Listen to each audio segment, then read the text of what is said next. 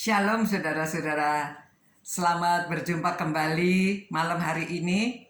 Untuk renungan malam, saya akan mengambil dari kitab Amsal yang ditulis oleh seorang raja, Raja Salomo, ya. Dan ayat yang pertama dari pasal pertama mengatakan demikian.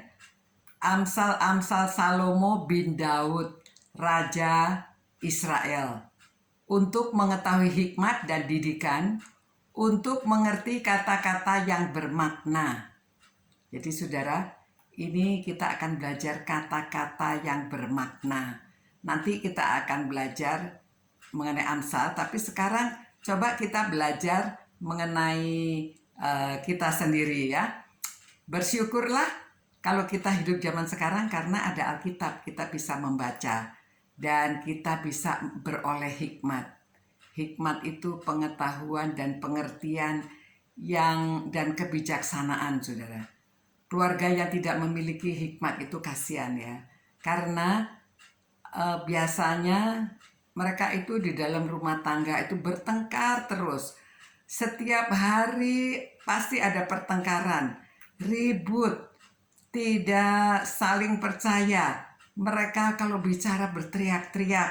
Dan kita lihat ya, ada istri yang kabur dari keluarganya, anaknya ditinggalkan. Heran. Ada suami yang meninggalkan keluarga.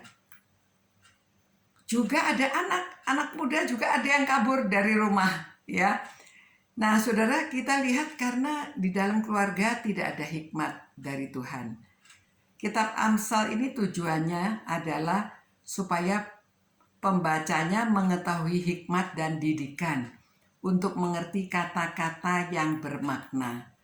Saudara, kata-kata bermakna apa yang saudara ingat dari orang tua saudara? Ini untuk orang tua ya. Nanti anak-anak, apa yang saudara ingat dari kata-kata orang tua? Yang walaupun kadang-kadang itu anak-anak merasa orang tuanya bawel, suka berkata yang sama terus.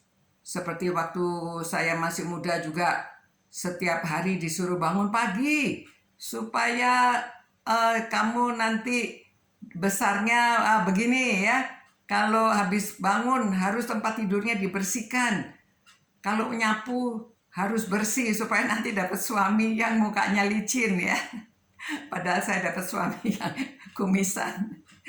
Nah, saudara-saudara, ada anak muda ya datang pada saya tanya, "Oma, kenapa sih orang tua itu mesti bawel, suka nyuruh-nyuruh dan kata-katanya sering diulang-ulang?"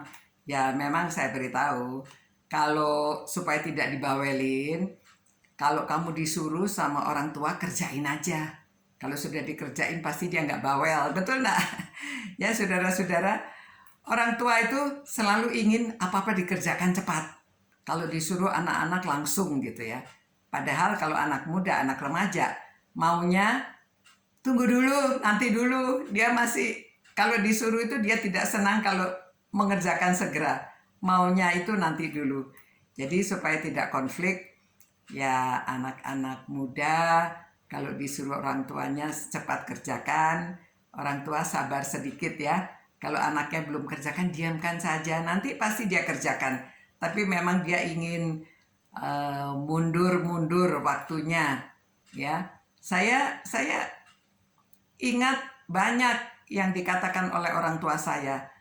Dia katakan, "Ayo kalau pagi semua pintu dibuka, jendela dibuka supaya rezekinya masuk." Padahal yang masuk udara supaya segar ya. Tapi dia berkata begitu. Dan kalau saya minta membuat sesuatu karena dia sibuk, dia katakan, "Kalau orang lain bisa, kamu juga bisa. Ayo kerjain sendiri. Jangan putus asa. Coba lagi. Kalau nggak bisa disuruh coba lagi." Ya.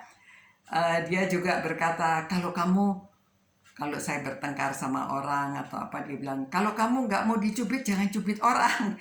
Jadi sebetulnya dia mengambil prinsip Alkitab, tetapi dia tidak menghafalkan ayatnya, tetapi dia memberikan prinsip-prinsip ya. Seperti jangan berhutang, karena hutang itu harus dibayar.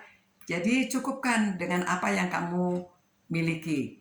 Jangan sekali-sekali hutang ya. Ucapkan terima kasih, minta maaf, Banyak hal yang diajarkan oleh orang tua saya. Ibu saya orangnya positif dan dia tidak pernah memukul anaknya, selalu memberitahu dengan sabar. Ya, dia baik prinsip hidupnya. Jadi saya juga sama anak tidak pernah mukul, tetapi ya diberitahu ya kalau mereka bersalah dan disuruh pilih hukumannya. Kamu mau dihukum yang bagaimana gitu. Nah, saudara-saudara, orang tua itu mendidik melalui kata-kata yang bermakna. Jadi pikirkan apa yang akan dikatakan supaya anak selalu ingat apa yang dikatakan oleh orang tua. Dan ini dapat menjadi pedoman hidup. Kalau Amsal menulis surat Amsal ini untuk kita gunakan supaya kita dapat dididik dan ada kata-kata bermakna, begitu juga hidup kita. Ya. Oke, ini akan to be continued tentang kata-kata bermakna. Besok kita ambil dari kitab Amsal. Selamat malam. Tuhan berkati, Tuhan sertai saudara semua. Sampai jumpa pula.